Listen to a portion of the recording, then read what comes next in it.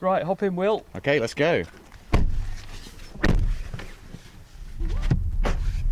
I'm Chris Smith, And I'm Will Tingle. and we're on a mission to find out what happens when you mix neuroscience, national parks, biodiversity, and an electric car like this one. All engine running. Absolute genius. Get this.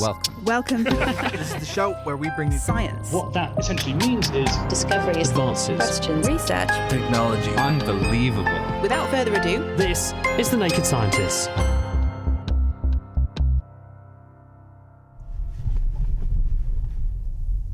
This week we are recharging in nature by looking at how stepping out into wild country, like one of the UK's 15 national parks, replenishes our well-being batteries.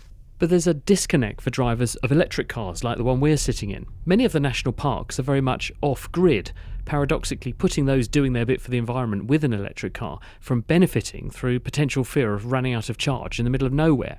Fortunately, there's now a new initiative to solve the problem by powering up national parks with improved charging infrastructure and also investing in their conservation and boosting biodiversity. BMW and UK national parks have formed a partnership called the Recharge in Nature project, which aims to support people to get out in nature in a way that's more considerate for the landscape by enhancing the electric car charging network across the UK's 15 national parks. The project also aims to support vital nature restoration, biodiversity and sustainability initiatives so we can help these extraordinary landscapes to thrive for generations to come. This is a big but vital undertaking, and to find out more about the importance of this work, we're going to get out there ourselves.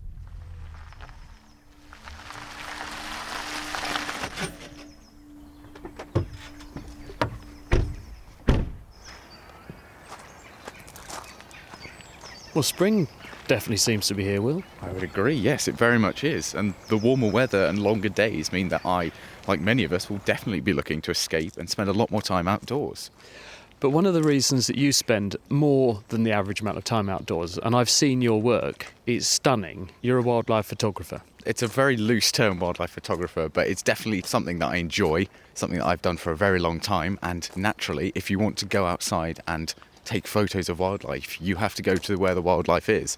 And with decreasing biodiversity and scant few opportunities, it does seem like the best places you want to go are wildlife reserves or national parks.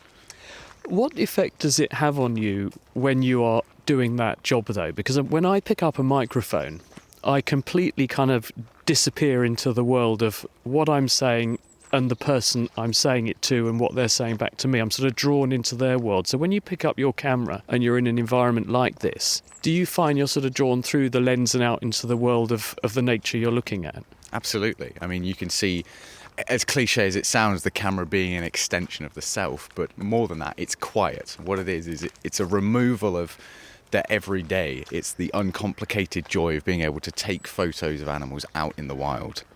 Best photo moment? Best photo moment, I found a nest of dippers on a river just outside of Sheffield last summer, and I sort of made a little film about them, and they were great to watch, to grow up and see them fledge the nest. That was a really special moment. And if there's a best, there must be a worst.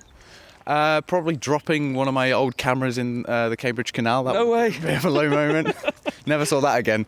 Really, it's gone? It's gone forever. Yep. Oh, no. Getting out of a punter barge, just straight down the side. You know, this is supposed to be a programme about the de-stressing effects of immersion in nature. Yeah. This was very stressful immersion of a camera, never to be seen again. Yes, yeah. I'm very glad we're out here talking about this. I don't know if I'd be able to talk about it in a more commercial area. Do you feel better, though, for being out here? I mean, ostensibly, this is a programme about when we get up close and personal with nature and the effect it has on us. Do you find that you're transformed mentally through being out here? Oh, absolutely. I mean, I feel like everyone feels the same way. And it is interesting that I've always known this to be the case, going out into the wild and just suddenly being so much more relaxed and feeling better. But it's never really something I've given much thought to. I mean, I'd assume there's some sort of process going on in there, but I'm not entirely sure what it is.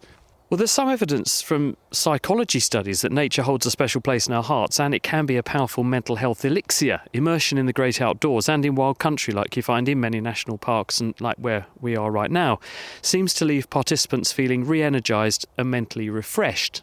But Is this just down to digitally detoxing because we're divorcing ourselves from mobile devices and social media for a bit, or is there something else going on?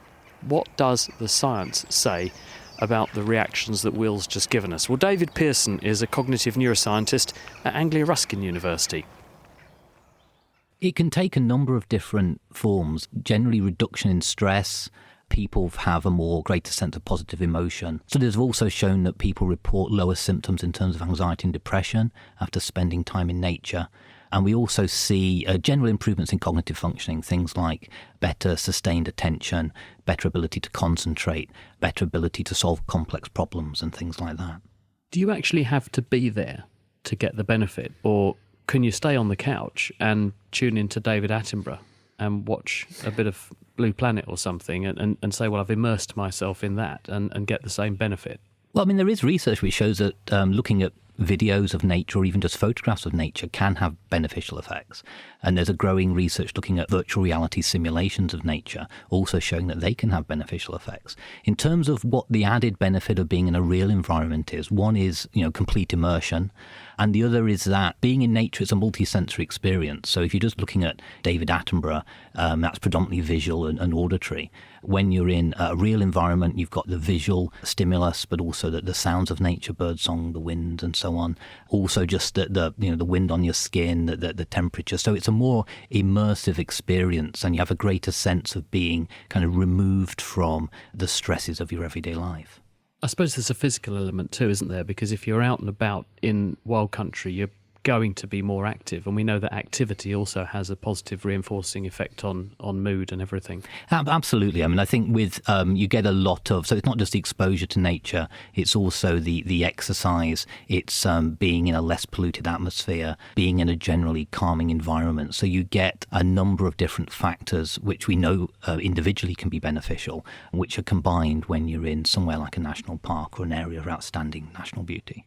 What sorts of experiments can we do to probe this? Because it's hard to take a brain scanner up the top of a mountain in the Lake District, for example, and get an objective measure of what's going on in someone's brain. So how have people sought to kind of understand this, apart from just asking people vague questions? I think some of the best research, kind of intervention-based studies, so basically you take at least two groups of people, you measure their kind of stress and their cognitive functioning, and then one group you get to do a kind of nature-based activity, and another group you get to do an equivalent built environment activity, and then you measure their levels of stress and cognitive functioning again.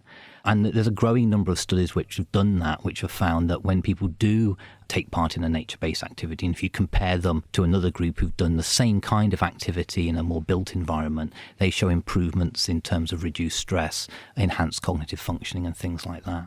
How long do the benefits last? The benefits do last. It's not just for when you're in nature. So studies have shown that if you come back from a walk in nature and you compare that to someone who's had the equivalent length of walk in, say, a built environment, that people are better at concentrating. Say, there's studies with students showing that they pay more attention in lectures, and that you have a kind of sustained mood and sustained improvements in things like attention and concentration, which can last beyond just a period in which you're in that environment.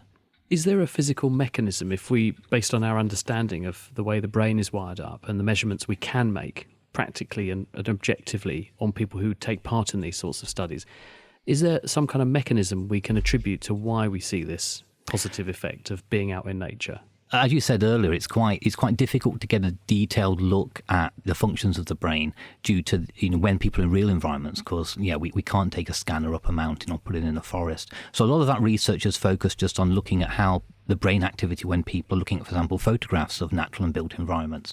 Now, even with that limitation, it's shown that the brain does respond differently when we're just looking at photographs of natural environments versus built environments. So we see changes in something called the default attentional network in the brain, which is the part of the brain when we're kind of paying more attention to our internal mental thoughts rather than the external world. And we also see differences in the kind of the attentional parts of the brain, which, for example, looking at the location of objects or what objects look like, those are the dorsal and the ventral attentional networks. So This kind of ties into a theory that one reason why natural environments are beneficial is because the way in which our attentional systems of the brain engage in natural environments is different to when we're in a built environment. So when we're in a built environment, there are lots of elements in that scene which are kind of dynamically competing for our attention. And when we're in a natural environment, we're still paying attention to it, but it's a much more kind of relaxed, less kind of dynamically externally driven way. And this is one of the reasons why we get a reduction in stress and an improvement in cognitive functioning after we're exposed to nature. Is there a difference between an older person who doesn't effectively go digital cold turkey when you divorce them from a mobile phone and access to Facebook and put them in that environment, compared to a young person who, as far as I can tell, their phone has become an extension of their body, and you put them in an environment where there is no signal? Do one group over the other tend to benefit more or tend to find it a better experience than the other? Most research shows that lots of different demographics benefit, kind of age, gender. These aren't necessarily significant factors. One issue is some research has shown that the amount of time you spent when you were growing up in a natural or built environment can be a mediating factor. So one study showed that the amount of time you'd spent in a natural environment in the first 15 years of your life was a factor in terms of how restorative you found spending time in nature or spending time in built environments. So your childhood experiences of nature could be a factor in how restorative you find natural environments. And that is a concern because, as you said, with digital technology, kind of younger generations are spending less time in natural environments than previous generations. David Pearson, thanks very much.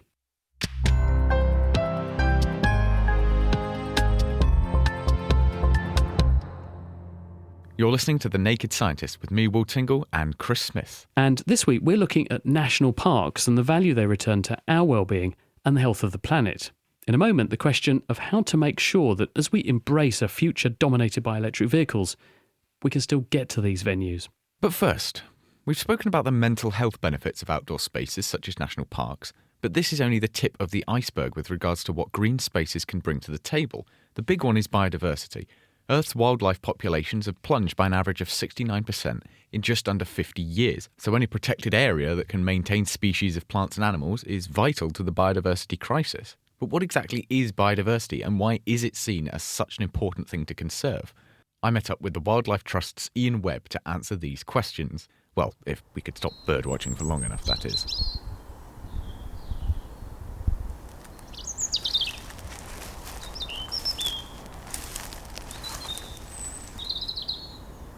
I also cannot promise that this interview won't be interrupted by an impromptu birdwatch. Fair enough. That's just the nature of the beast, unfortunately. Yeah, that's okay. That's why we're here. Well, when we talk about biodiversity, we hear it's a buzzword. We hear it a lot in the news, low levels of biodiversity. This needs to improve our biodiversity. Is that just the number of animals that are in a place, or is there more to it than that? Well, obviously the number of animals or plants, whatever, in a place is important, but it's also whether those species are expected to be there, whether there could be more species there in a sort of natural system, and it's also the populations of those species as well. You could have lots of different species, but only 2 or 3 breeding pairs or whatever, and that's not really a healthy ecosystem. You really need those sort of as natural as possible, where the natural systems are allowed to occur, where populations interact, go up and down, and aren't needing to have support by people in maintaining them.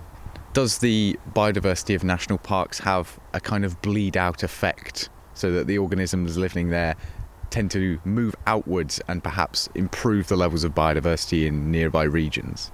Yes, they do. They can act as a biodiversity source. So they will, if the habitats are healthy within those national parks and species increase in number, in good numbers, then they will spill out. The one example, quite obvious, is not necessarily national parks as such, but areas or marine protected areas where there's been long-term protection or certainly severe limitations on the extraction of fish, etc., resources from these areas, and those fish populations, those crustacean populations, crabs and lobsters, the populations increase, individuals increase in size, and then that protection encourages the migration of those species out of the protected area, and then it's therefore available to those people who fishers who collect those resources to then be used by people living nearby. So that's an obvious an indication of where we can utilise for our own consumption the value of national parks and the surrounding areas. But there's obviously there is the value in enhancing habitats and species and ecosystems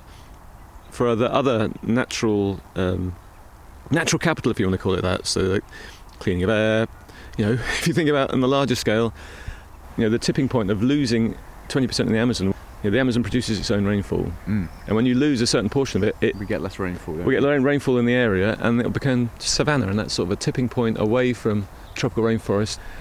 National parks, if managed well and are able to support good numbers of species, then those species will spread out. And there's the obvious one, that they are a massive contributor towards the fight against climate change. Oh yeah, good quality, diverse habitats will help sequester and store carbon for decades, centuries, millennia even, in certain habitats. So the more diverse, the more rich habitats there are, the greater sink those habitats act to absorb carbon dioxide. More biodiversity there is around, there's more carbon locked up, whether it be in soils, in plant matter itself, in animal matter. So yeah, it is really key to not just reduce our fossil fuel use, but to make sure there are natural habitats to absorb that carbon. They can do far much more than just absorbing carbon. They provide a nice opportunity to walk in the afternoon sunshine, as we're doing now, but also food production, medicine, flood alleviation, timber products, all these sort of things, all the things that we have evolved from biodiverse habitats and have exploited them for millennia. So it is key not to forget that we do need that. Even though we feel that we are technologically removed from nature, we still need it completely and utterly in its healthiest, most diverse form. Do you think access to nature increases people's willingness or wantingness to get involved in, maintaining biodiversity projects such as that? Definitely. You're not going to want to protect something you don't understand or you don't love. And I think the lockdowns made people go outside more, and really appreciate what's surrounding them. You can watch various wildlife documentaries on the telly, but it's always stuff overseas, and it's only the stuff really that's right on your doorstep that is really key, really important, that you can connect with every day or see it change throughout the seasons, that is fundamentally vital for your mental health. Glad we held it together for the whole of that interview. But did you hear the woodpecker going over there? I didn't, was it? Oh, it was good. Yeah, I was too focused on saying the right thing. I found a green woodpecker there. We will leave them to it. That's Ian Webb from the Wildlife Trust. Many national parks lie in breathtakingly beautiful but often, therefore, very remote places, which are difficult to access by public transport. Unsurprisingly, data from the national parks themselves shows that over 90% of the journeys to them are made by car, and the majority of those are powered by petrol and diesel. Electric vehicles are becoming increasingly commonplace, though. There are now over 1 million EVs and plug-in hybrids on our roads, as environmentally conscious drivers are seeking to operate more sustainably.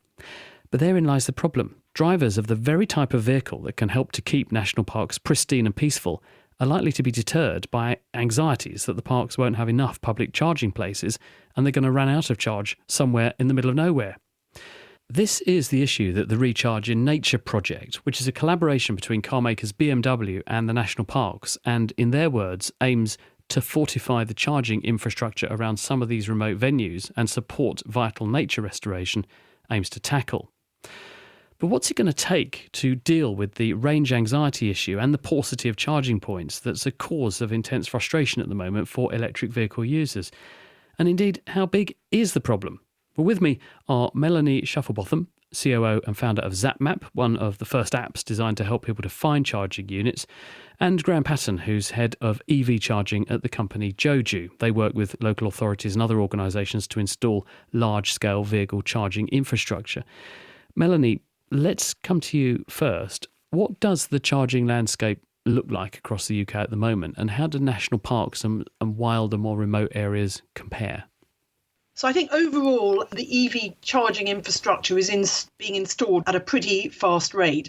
As you said, there's around 1 million EVs on the road at the moment, 2/3 of which are pure electric vehicles, so only use electricity. And in terms of charging, the great thing about electricity is that it is available everywhere.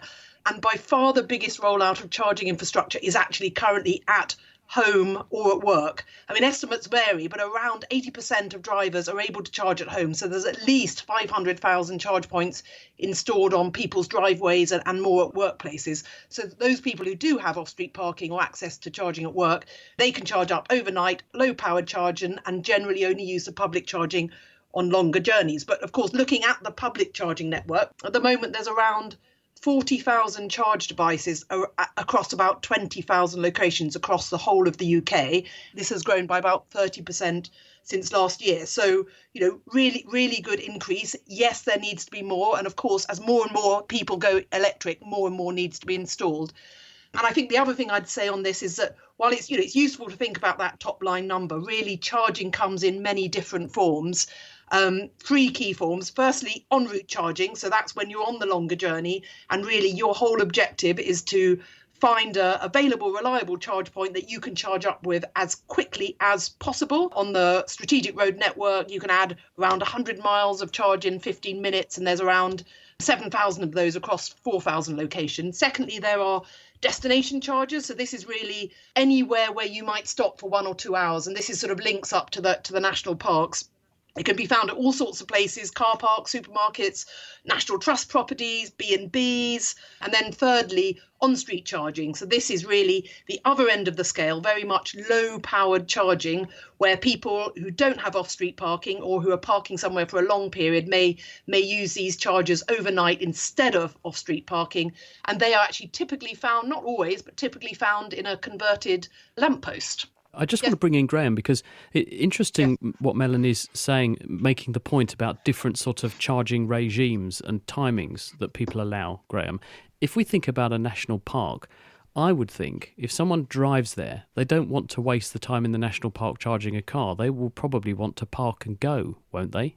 Absolutely. I mean, this destination charging segment that Melanie mentioned, it is all about exactly that, being able to turn up in your EV, park, charge, and be at your leisure to take the 2, 4, 6 hours that you may be wanting to spend in the national park, going for a walk, seeing the beautiful nature, etc. Whereas often, in what we're seeing in the towns, cities, near the major road networks, this push for rapid charging, where a rapid charger, you can get on your way up to 80% battery charge within 40, 45 minutes, which is ideal to go and grab a coffee. But that isn't the type of infrastructure that we would want up in the Cairngorms, for example. Because if you had a car park with some charging points in it and everyone parked and walked, then very quickly it'd be saturated and useless. So what sort of thing are we looking at? Are we looking at fast charging where we put in really high current, really high power devices? Or are people thinking, well we do need an acre's worth of parking where people can park and then walk for 4 hours while the car charges up? The drivers out there need both, need access to both, but it really depends on the type of location that you're going. So if we're talking about the national parks, in my opinion, you're going to be wanting what we're saying, fast chargers, typically charging a vehicle in 4 hours, 6 hours, whereas the rapid charger, the owner of the rapid charger, the investor in that rapid charger, they want 24 people to use that charger every day for an hour. They don't want somebody parking up and blocking it for 4 hours if they've charged their car in 45 minutes. Melanie, will operators of apps like yours have a role in the future so that we avoid the sorts of congestion we got for chargers over Christmas? There was a lot of headlines over Christmas where people were saying they were queuing for hours at services and things because all the charging stations were full. At the moment, we aggregate all data from all the different charging operators all into one place, and we do have live availability data coming through on the app so that people, when they're driving down the motorway, they can take a look at the app and see, this charging station is busy, maybe I need to go to a different one. But there is no doubt that there has been certainly pinch points. I think T-Bay Services was a particular one just up north of the Lake District. Probably people were looking to go to the Lake District. So, certainly as time goes on, we will be introducing more and more features to allow people to select the appropriate charge point and look at user comments and understand the availability in the queues at different charge points. And Graham, do you see this as a realistic prospect, the electrification of national parks, so that they become sustainably accessible to people as we move into an EV-powered transport regime? Definitely. It needs to happen in all car parks, let alone, in the towns and cities where there's high footfall presently. Up in the national parks, people want to drive there, need to drive there, going to be driving there more so in their electric vehicles. So therefore, the infrastructure needs to be in those car parks, and it's schemes like this Recharge in Nature project that are hopefully going to drive it in these parks, but also then other organisations and rural locations will follow suit. Graham Patton and Melanie Shufflebotham, thank you very much. We must leave it there. We've run out of time. But we hope we have nevertheless inspired you to venture forth in your electric vehicle or otherwise to go and see a national park and do justice to your well-being and your mental health. And if you want to find out more about the Recharge in Nature project itself, please visit bmw.co.uk/national parks. The Naked Scientist comes to you from the University of Cambridge's Institute of Continuing Education. It's supported by Rolls-Royce. I'm Chris Smith. Thanks for listening, and until next time, goodbye.